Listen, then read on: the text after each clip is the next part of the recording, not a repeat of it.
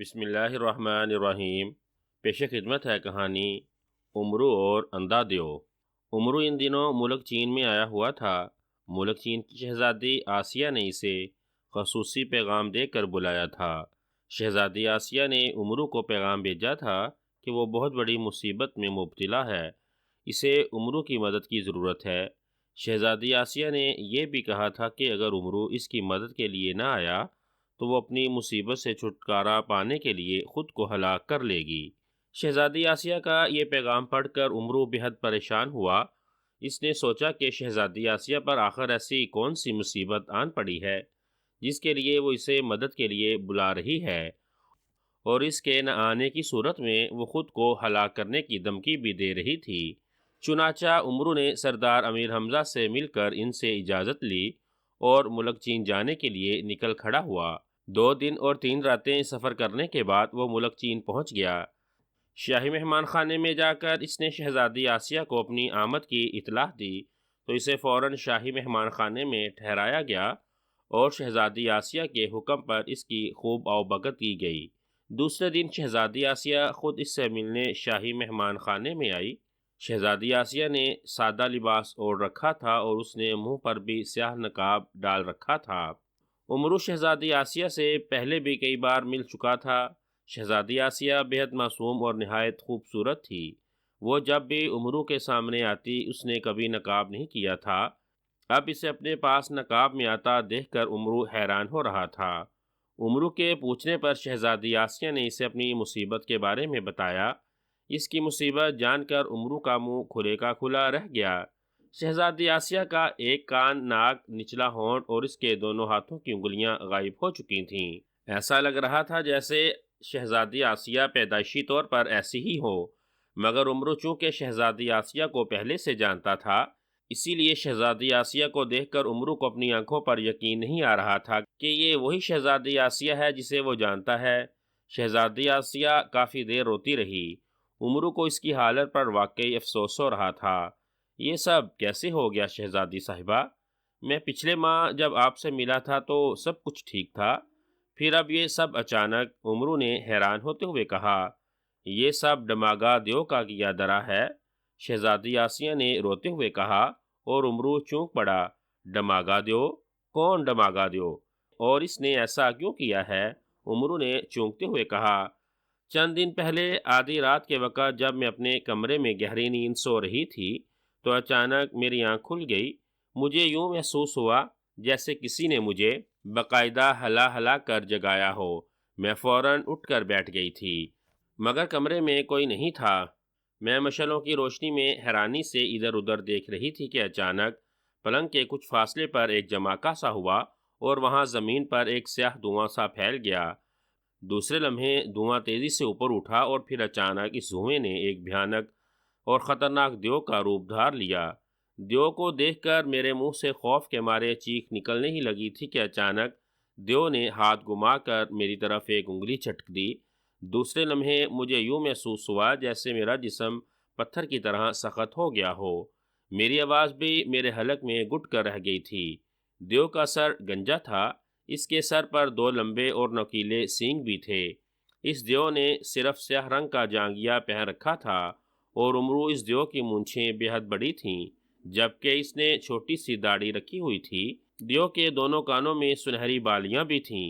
اس کی آنکھیں بڑی بڑی اور سرخ تھیں اور وہ چند لمحے مجھے گھورتا رہا، پھر وہ قدم اٹھاتا ہوا میرے پلنگ کے پاس آ گیا۔ دیو نے بڑی باری اور گرجدار آواز میں مجھ سے مخاطب ہو کر کہا کہ اس کا نام ڈماگا دیو ہے اور اسے میری مدد کی ضرورت ہے۔ اس کا ایک بھائی ہے جس کا نام شاگو دیو ہے، وہ آنکھوں سے اندھا ہے۔ اگر میں یعنی شہزادی آسیہ شاگو دیو کو مدد کے طور پر اپنی آنکھیں بھینٹ دے تو وہ ٹھیک ہو سکتا ہے۔ ڈماگا دیو نے کہا کہ اگر وہ چاہے تو زبردستی بھی میری آنکھیں نکال کر لے جا سکتا ہے، لیکن وہ دیو ہے اور میں آدمزاد، اسی لیے کسی بھی دیو کو آدمزاد کی آنکھیں تب ہی لگ سکتی ہیں جب کوئی آدمزاد اپنی مرضی سے اور خوشی سے اپنی آنکھیں اندھے دیو کو بھینٹ دے دے۔ ڈماگا دیو نے جادو کے زور سے میری زبان ٹھیک کر دی۔ اس نے کہا کہ اگر میں نے چیخ کر کسی کو بلانے کی کوشش کی تو وہ مجھے فوراً ہلاک کر دے گا۔ اس کی بات سن کر میں سہم گئی۔ اس نے یہ بھی کہا کہ اس نے میری زبان میرا جواب سننے کے لیے ٹھیک کی ہے۔ میں اس دیو سے بے حد ڈری ہوئی تھی، لیکن ڈرنے کے باوجود میں نے ہمت سے کام لے کر اس کے بھائی کے لیے اپنی آنکھیں دینے سے انکار کر دیا۔ میرا انکار سن کر ڈماگا دیو کو بے حد غصہ آ گیا۔ وہ مجھے ڈرانے دھمکانے لگا، مگر میں بھلا اپنی آنکھیں اسے دینے کے لیے کیسے حامی بھر سکتی تھی؟ اگر میں اس کے بھائی کے لیے اپنی آنکھیں دے دیتی تو پھر مجھے ساری زندگی اندھا بن کر رہنا پڑتا، جو مجھے کسی صورت میں بھی قبول نہیں تھا۔ میں نے تہیہ کر لیا کہ میں مرنا قبول کر لوں گی، مگر ڈماگا دیو کو اپنی آنکھیں نہیں دوں گی۔ ڈماگا دیو مسلسل انکار پر شدید غصے میں آ گیا۔ اس نے مجھے اور زیادہ ڈرانا دھمکانا شروع کر دیا۔ اس کا خیال تھا کہ وہ مجھے ڈرائے دھمکائے گا تو میں اس کی بات مان جوں گی، مگر میں نے اس کی بات نہ مانی تھی اور نہ ہی ماننی۔ اس پر ڈماگا دیو نے افسوس بھرے لہجے میں کہا کہ اس دنیا میں شاگو دیو کو صرف میری ہی آنکھیں لگ سکتی ہیں۔ میرے علاوہ شاگو دیو کو اگر کسی اور آدم ذات کی آنکھیں لگائی گئیں تو وہ پھر نہیں دیکھ سکے گا۔ ڈماگا دیو نے اس کی وجہ بتاتے ہوئے خود ہی کہا تھا، ایک تو میری آنکھیں سنہری مائل ہیں، دوسرا میری دونوں آنکھوں کے سفید حصوں میں سرخ تل ہے۔ ایسی آنکھیں میرے علاوہ اور کسی کے پاس نہیں ہیں۔ ڈماگا دیو نے دیکھا کہ میں ڈرنے والی نہیں تو وہ میری منت سماجت کرنے لگا۔ اس نے کہا کہ وہ اپنے بھائی سے بہت پیار کرتا ہے، اگر 1 مہینے کے اندر اندر اس کی آنکھیں ٹھیک نہ ہوئیں تو وہ ہلاک ہو جائے گا، اور اس کے ہلاک ہوتے ہی وہ یعنی ڈماگا دیو بھی ہلاک ہو جائے گا، کیونکہ ان دونوں کی جانیں ایک دوسرے کے دلوں میں ہیں۔ میں نے پھر بھی اس کی بات نہیں مانی تو اس نے جادو کے زور سے میری ایک آنکھ غائب کر کے مجھے بدصورت بنا دیا۔ اس نے کہا کہ یہ اس نے میرے انکار کی سزا دی ہے۔ میں اگر بدصورت زندگی گزارنا چاہتی تو اچھی طرح سے سوچ سمجھ لوں، مجھے وہ بدصورت سے بدصورت بناتا رہے گا۔ اور عمرو اگلی رات وہ پھر آیا۔ میرے انکار پر اس نے میرا ایک کان غائب کر دیا۔ اس سے اگلی رات میری ناک، اور کل رات اس نے میرے ایک ہاتھ کی انگلیاں غائب کر دیں۔ جب سے ڈماگا دیو نے میرا یہ حال کیا، میں نے اپنے کمرے سے نکلنا ہی چھوڑ دیا۔ میں کمرے میں بھی اسی طرح لبادہ اوڑھے اور نقاب پہنے رہتی ہوں۔ میں نے اپنے ماں باپ کو سب کچھ بتا دیا ہے، وہ بھی میری حالت پر بے حد غمگین اور افسردہ ہیں۔ شہزادی آسیہ عمرو کو تفصیل بتاتی چلی گئی۔ عمرو خاموشی سے اس کی باتیں سن رہا تھا۔ تو کیا ڈماگا دیو یہاں روز آتا ہے؟ ساری باتیں سن کر عمرو نے اس سے پوچھا۔ ہاں، وہ روز آتا ہے، اور وہ آدھی رات کو ہی آتا ہے، شہزادی آسیہ نے کہا۔ آپ کی حالت دیکھ کر مجھے دکھ اور افسوس ہو رہا ہے شہزادی صاحبہ، لیکن میری سمجھ میں نہیں آ رہا کہ آپ نے مجھے کیوں بلایا ہے۔ میں بھلا آپ کی کیا مدد کر سکتا ہوں؟ عمرو نے کہا۔ ایک رات میرے خواب میں ایک سبز پوش نیک بزرگ آئے تھے۔ انہوں نے مجھ سے کہا کہ اگر میں اس عذاب سے نکلنا چاہتی ہوں تو میں فوراً عمرو یعنی تمہیں بلا لوں، کیونکہ تم ہی میری مدد کر سکتے ہو۔ شہزادی آسیہ نے کہا۔ اوہ، تو آپ نے مجھے نیک بزرگ کے کہنے پر بلایا ہے؟ عمرو نے کہا۔ ہاں، شہزادی آسیہ نے اس بات میں سر ہلا کر جواب دیا۔ کیا نیک بزرگ نے میرے لیے کوئی اور پیغام دیا تھا آپ کو؟ عمرو نے پوچھا۔ نہیں، انہوں نے تمہیں بلانے کے علاوہ اور کوئی بات نہیں کی تھی، شہزادی آسیہ نے کہا۔ ٹھیک ہے شہزادی صاحبہ، آپ مجھے تھوڑا وقت دیں، میں سوچتا ہوں کہ میں آپ کے لیے کیا کر سکتا ہوں۔ آج رات آپ اپنے کمرے میں نہیں سوئیں گی، عمرو نے کہا۔ کیوں؟ شہزادی آسیہ نے چون کر کہا۔ ڈماگا دیو کے سامنے آپ کی بجائے آج رات میں جاؤں گا، میں ایک نظر اسے خود دیکھنا چاہتا ہوں، عمرو نے کہا۔ ٹھیک ہے، آج رات میں امی حضور کے ساتھ ان کے کمرے میں سو جاؤں گی، شہزادی آسیہ نے اس کی بات مان کر کہا۔ پھر عمرو نے زنبیل سے چاندی کی ایک چھوٹی سی انگوٹھی نکال کر شہزادی آسیہ کو دے دی۔ اس انگوٹھی کو پہن لیں، اس انگوٹھی کی وجہ سے ڈماگا دیو کو یہ معلوم نہیں ہو سکے گا کہ آپ کہاں ہیں، ورنہ ہو سکتا ہے کہ وہ آپ کے کمرے میں آئے ہی نہ اور اس کمرے میں آ جائے جہاں آپ سو رہی ہوں، عمرو نے کہا۔ تو شہزادی آسیہ نے اس بات میں سر ہلاتے ہوئے انگوٹھی دائیں ہاتھ کی چنگلی میں پہن لی۔ رات کے وقت میں دربانوں اور محافظوں سے کہہ دوں گی کہ وہ تمہیں میرے کمرے میں جانے سے نہ روکا جائے، شہزادی آسیہ نے کہا۔ او نہیں، آپ اس بات کا ذکر کسی سے نہ کرنا، میں خود ہی آپ کے کمرے میں چلا جاؤں گا، عمرو نے کہا۔ اسے ڈر تھا اگر شہزادی آسیہ نے دربانوں یا خادموں سے کہہ دیا کہ عمرو اس کے کمرے میں رہ سکتا ہے تو ہو سکتا ہے ان سے ڈماگا دیو کو پتہ چل جائے، تب وہ اس کے کمرے میں شاید نہ آئے، جبکہ عمرو نہیں چاہتا تھا کہ وہ جو سوچ رہا ہے اس پر ڈماغا دیو عمل نہ کر سکے۔ شہزادی آسیہ نے اس کی یہ بھی بات مان لی۔ پھر وہ کچھ دیر عمرو سے باتیں کرتی رہی اور وہ پھر عمرو سے اجازت لے کر وہاں سے چلی گئی۔ شہزادی آسیہ کے جانے کے بعد عمرو نے کمرے کا دروازہ بند کیا اور پھر واپس آ کر ایک کرسی پر بیٹھ گیا۔ اس نے زنبیل سے سنہری تختی نکال لی اور اس نے ڈماغا دیو اور اس کے بھائی شاگا دیو کے بارے میں پوچھنا شروع کر دیا۔ سنہری تختی نے عمرو کو یہی بتایا کہ شہزادی آسیہ نے اس سے کوئی غلط بات نہیں کی، اس نے جو بتایا تھا وہ بالکل سچ تھا۔ پھر عمرو نے سنہری تختی سے ڈماغا اور شاگا دیو کے بارے میں یہ پوچھا کہ وہ ان کے ساتھ کیا کرے کہ شہزادی آسیہ کا ناک، کان اور ہاتھ کی انگلیاں واپس آ جائیں جنہیں ڈماغا دیو نے جادو کے زور سے غائب کیا تھا۔ سنہری تختی پر فوراً سیاہ حروف پھیلتے چلے گئے۔ عمرو پڑھنے لگا۔ لکھا تھا، خواجہ عمرو یار کو بتایا جاتا ہے کہ جب تک ڈماغا دیو اور اس کا بھائی شاگا دیو ہلاک نہیں ہوگا، شہزادی آسیہ کے اعضاء ظاہر نہیں ہوں گے۔ دونوں دیووں میں سے عمرو کو کسی ایک دیو کا مقابلہ کرنا ہوگا اور وہ بھی خالی ہاتھوں۔ جس دیو کا وہ خالی ہاتھوں سے مقابلہ کرے گا اسے ہلاک کرے گا، اور اس دیو کے ہلاک ہوتے ہی دوسرا دیو بھی فوراً ہلاک ہو جائے گا۔ اس کے ساتھ ہی سنہری تختی پر لکھے ہوئے حروف مٹ گئے۔ خالی ہاتھوں، اوہ میں بلا خالی ہاتھوں سے ایک طاقتور دیو کا کیسے مقابلہ کر سکتا ہوں؟ عمرو نے سنہری تختی پر لکھا پڑھ کر پریشانی کے عالم میں کہا۔ اسی لمحے سنہری تختی پر پھر سیاہ حروف پھیل گئے۔ بتایا جاتا ہے عمرو یار اگر خالی ہاتھوں کسی دیو کا مقابلہ کرنا چاہتا ہے تو اس کے لیے اسے اپنے جسم میں دیو جیسی طاقت حاصل کرنی ہوگی۔ سنہری تختی پر لکھے الفاظ پڑھ کر عمرو چونک پڑا۔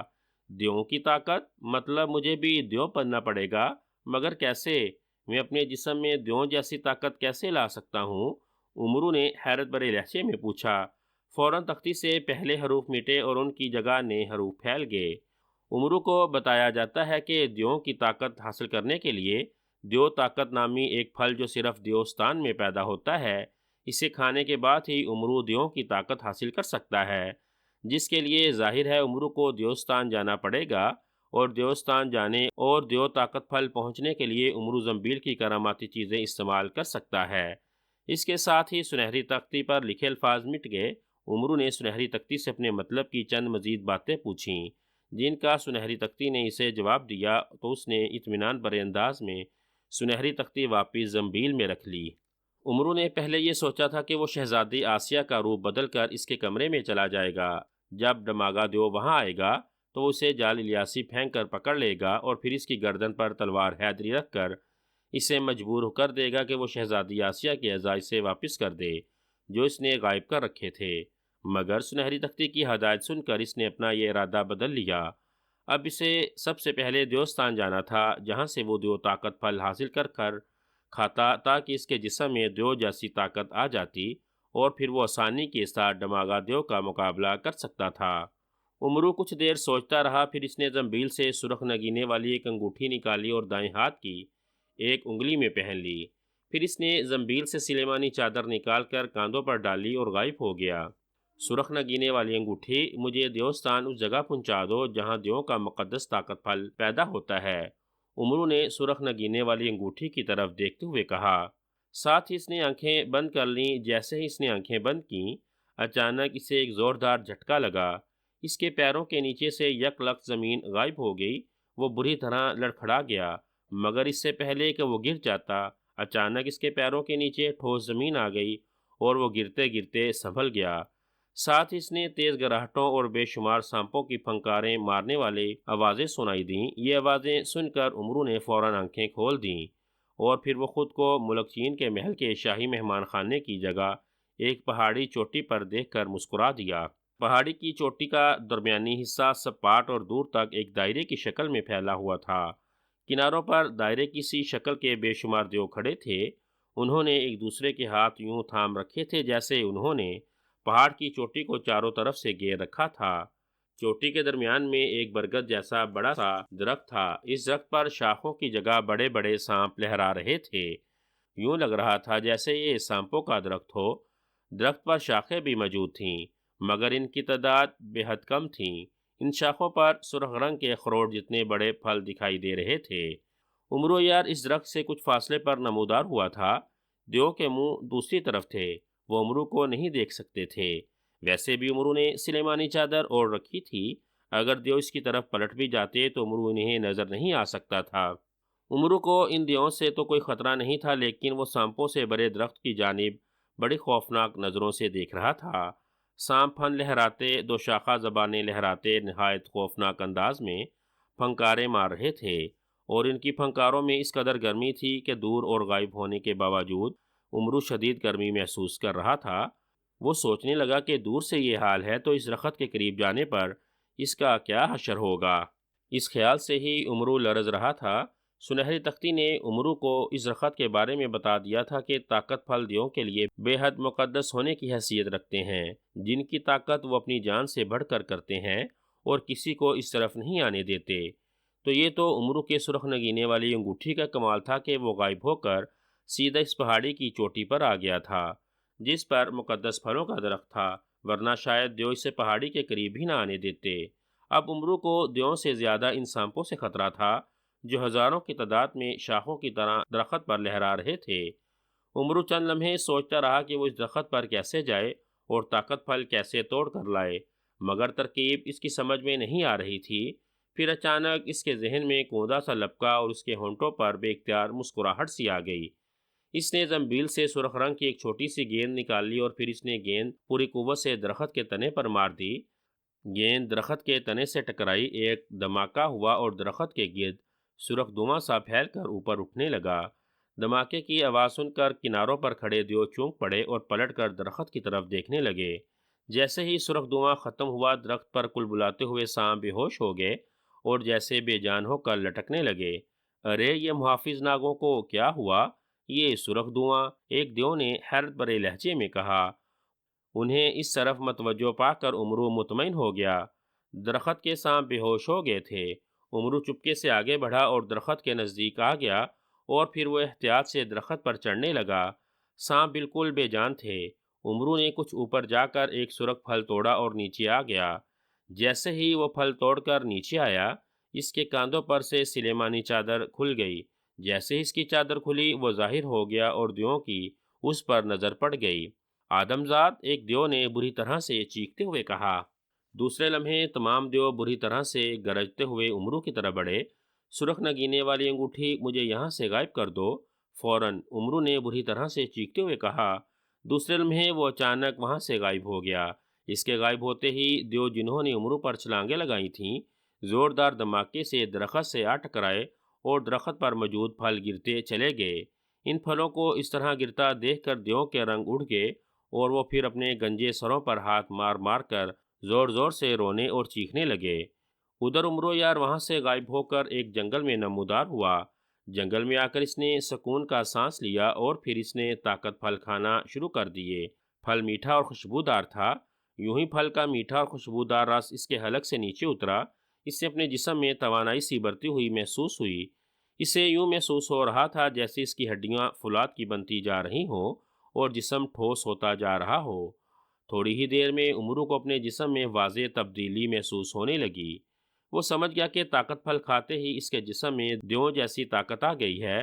اس نے سرخ نگینے والی انگوٹھی کو دیکھا اور پھر اس سے کہا کہ وہ اس جگہ جانا چاہتا ہے جہاں ڈماگا اور اس کا بھائی شاگا دیو رہتے ہیں۔ دوسرے لمحے اس کے پیروں کے نیچے سے زمین غائب ہو گئی۔ ایک لمحے کے لیے اس کی آنکھوں کے سامنے اندھیرا سا آ گیا، مگر پھر اندھیرا ختم ہو گیا۔ جب اس کی آنکھوں کے سامنے سے اندھیرا دور ہوا تو اس نے خود کو ایک سمندر کے کنارے ٹھوس اور چٹانی علاقے میں موجود پایا۔ کنارے سے دور ایک پہاڑ کی چوٹی پر اسے بڑا سا محبت نما مکان دکھائی دے رہا تھا۔ اس مکان سے لے کر سمندر کے کنارے تک دھواں ہی دھواں پھیلا ہوا تھا اور عمرو اس دھوئیں میں کھڑا تھا، مگر اسے یوں لگ رہا تھا جیسے وہ ٹھوس زمین پر کھڑا ہو۔ سمندر کی لہریں پرشور آواز میں چٹانوں سے ٹکرا رہی تھیں۔ اسی لمحے ایک طرف ایک لمبا تڑنگا جسیم اور انتہائی طاقتور دیو نمودار ہوا۔ اس دیو کا سر گنجا تھا اور اس کے سر پر دو مڑے ہوئے سینگ تھے۔ اس کی مونچھیں لمبی اور چھوٹی سی داڑھی تھیں۔ اس کے کانوں میں سنہری بالیاں جھول رہی تھیں اور اس نے سرخ جانگیا پہن رکھا تھا۔ دیو کی آنکھیں سرخ تھیں۔ وہ اندھوں کی طرح ادھر ادھر دیکھ رہا تھا۔ اس دیو کے دو دانت بے حد نوکیلے اور لمبے تھے۔ آدمزاد، آدمزاد، میں یہاں کسی آدمزاد کی بو محسوس کر رہا ہوں۔ کہاں ہے آدمزاد؟ ڈماگا دیو، فوراً آؤ، یہاں کوئی آدمزاد آیا ہے، مجھے اس آدمزاد کا خون پینا ہے، جلدی آؤ اور اس آدمزاد کو پکڑ کر فوراً میرے حوالے کر دو۔ دیو نے ادھر ادھر دیکھتے ہوئے زور زور سے چیختے ہوئے کہا۔ فوراً ہی چوٹی پر موجود مکان سے اس جیسا ایک اور دیو نکلا اور دھوئیں جیسے راستے پر بھاگتا ہوا اس طرف آنے لگا۔ اس نے سیاہ جانگیا پہن رکھا تھا۔ اس کی نظر امرو پر پڑی اور امرو کی نظر اس پر پڑی تو دونوں چونک پڑے۔ میں نے آدمزاد دیکھ لیا، میں آ رہا ہوں شاگا دیو، میں آ رہا ہوں، ڈماگا دیو نے چیختے ہوئے کہا اور بھاگتا ہوا امرو کے پاس آ گیا۔ امرو پہلے سے تیار تھا۔ جیسے ہی ڈماگا دیو اس کے نزدیک آیا، امرو نے اس پر یک لفت چھلانگ لگا دی۔ اس کا زوردار مکہ ڈماگا دیو کے منہ پر پڑا اور ڈماگا دیو چیختا ہوا دور جا گرا۔ کیا ہوا، کیا ہوا ڈماگا دیو؟ میں نے تمہاری چیخ سنی ہے، اندھے دیو نے تیز لہجے میں کہا، مگر ڈماگا دیو نے اس کی بات کا کوئی جواب نہ دیا اور غصے سے اٹھ کر امرو کی طرف دیکھنے لگا۔ تو تم مجھ سے لڑنا چاہتے ہو؟ ڈماگا دیو نے غرا کر کہا، ہاں، تم دونوں آدم خور دیو ہو، میں تم دونوں کو ہلاک کرنے آیا ہوں۔ کان کھول کر سن لو، میرا نام امرو ہے، خواجہ امرو عیار۔ امرو نے کہا۔ دیو غرایا اور اس نے جھپٹ کر امرو کا بایاں ہاتھ پکڑا اور دوسرا ہاتھ اس کے کاندھے پر رکھتے ہوئے اس کی ٹانگوں میں ٹانگیں ڈال کر اسے یوں زوردار جھٹکا دیا جیسے وہ امرو کو گرانا چاہتا ہو۔ مگر امرو نے بھی دیو طاقت کا پھل کھا رکھا تھا۔ اس نے پہلوانی داؤک مار کر الٹا ڈماگا دیو کو گرا دیا اور پھر ان دونوں کے درمیان خطرناک جنگ چھڑ گئی۔ وہ دونوں چیختے اور گرجتے ہوئے ایک دوسرے سے لڑنے لگے۔ امرو کا پلڑا بھاری تھا، وہ ڈماگا دیو کو اٹھا اٹھا کر پٹخ رہا تھا۔ ڈماگا دیو بری طرح سے چیخ رہا تھا اور اس کے ساتھ اس کا اندھا بھائی بھی بری طرح سے چیخ رہا تھا۔ اس کی جان چونکہ ڈماگا دیو میں تھی، اسی لیے ڈماگا دیو کو جو چوٹ لگتی اس کا اثر اندھے دیو پر بھی ہو رہا تھا۔ جو زخم ڈماگا دیو کو لگ رہے تھے ویسے ہی زخم اندھے دیو کو بھی لگ رہے تھے۔ امرو نے کچھ ہی دیر میں ڈماگا دیو کو مار مار کر ہلاک کر دیا۔ اس کے ہلاک ہوتے ہی اندھا دیو بھی ہلاک ہو گیا۔ ان دونوں دیووں کو ہلاک کر کے امرو پہاڑی کی چوٹی پر موجود ان کے گھر میں چلا گیا۔ دونوں دیووں نے وہاں بے شمار خزانہ جمع کر رکھا تھا جس کے بارے میں امرو کو سنہری تختی نے بتایا تھا۔ امرو نے وہاں سے سارا خزانہ سمیٹ کر اپنی زنبیل میں بھر لیا اور پھر سرخ نہ گننے والی انگوٹھی کی مدد سے غائب ہو کر واپس ملک چین پہنچ گیا۔ دونوں دیووں کے ہلاک ہونے سے شہزادی آسیہ بھی ٹھیک ہو گئی تھی۔ اس کی غائب شدہ آنکھ، کان، ناک اور ہاتھوں کی 10 انگلیاں واپس آ گئی تھیں۔ امرو جب اس سے ملا تو اس نے ان دیووں کی ہلاکت کا بتا دیا۔ امرو نے اتنی جلدی ان دیووں کو جا کر ہلاک کر دیا تھا، اس پر شاید شہزادی کبھی یقین نہ کرتی، مگر وہ چونکہ اصلی حالت میں آ چکی تھی اسی لیے اسے امرو کی باتوں پر یقین کرنا پڑا۔ پھر اس نے اور ملک چین کے بادشاہ نے امرو کو اتنا انعام دیا کہ امرو خوشی سے نہال ہو گیا۔